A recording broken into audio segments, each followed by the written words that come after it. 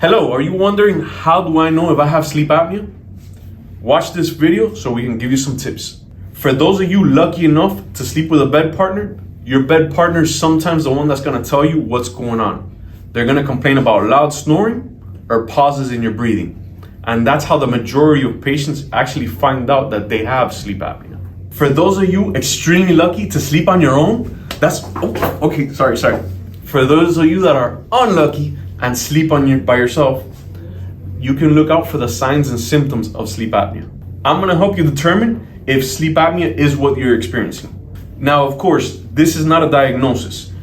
To get diagnosed, you need to go see your physician, and your physician will have you do a sleep study to determine that you have sleep apnea.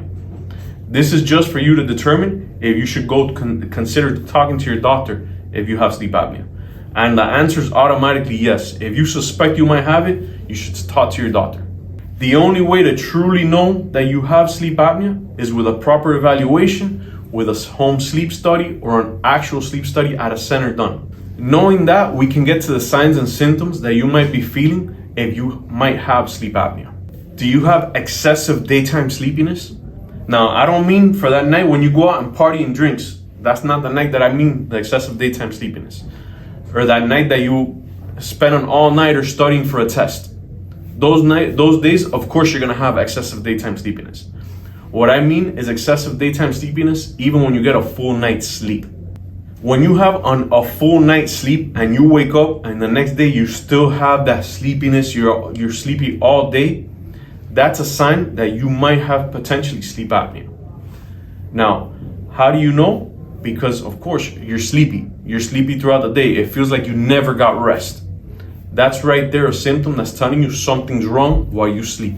Now, this daytime sleepiness is not that middle of the day grogginess. Yes, that can be a sign as well, but it's an excessive. You fall asleep anywhere. You sit down to watch TV, you fall asleep. You're driving and you fall asleep. That's what I mean by excessive daytime sleepiness. Waking up with a headache can also be a sign of sleep apnea. When you wake up with a headache, it can be throughout the night, the lack of oxygen to the brain is what's creating that headache. Then the moment that you wake up and you start breathing normally, the headache goes away throughout the very morning of the day. This is a sign that you might have sleep apnea, and this is something you want to talk to a physician and let them know what's going on. Waking up, gasping or choking, feeling like you're completely out of breath, maybe you dream that you're drowning. These are signs also that you might have sleep apnea. Now, this not everybody feels it, because everybody says, I sleep through the whole night.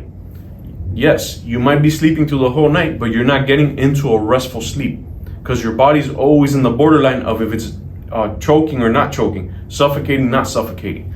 That's why you have to pay attention to this, because this is just one of the signs. It's not definitive that you will have this symptom. Feeling like you have poor quality sleep, you wake up and you feel like you haven't slept. You just sleep 8 hours and you wake up and you feel like you have not slept. This is also a sign that you might have sleep apnea. Waking up with a dry mouth, dry throat, this is also a possible sign that you might have sleep apnea. Another sign to look out for is waking up with a headache. Waking up with a headache can be due to the lack of oxygen to the brain when you're sleeping. This is a sign that you might have sleep apnea. Waking up with dry throat, dry mouth, that's also a possible sign of sleep apnea. Ultimately, to be diagnosed, you do gotta see your physician so that they can have a proper evaluation. In cases where there's no pre-existing condition, an at-home sleep study could be right for you. Yes, I said at-home sleep study. There's various forms of home sleep studies, and it's with different devices.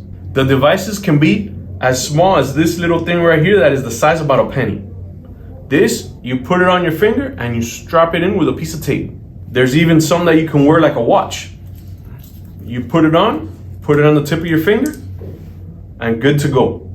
So those days of putting all those wires on your head and putting all those things, it's not that they're over, it's just that for some cases, we could use easier methods. There are plenty of at-home sleep studies from different providers and different brands.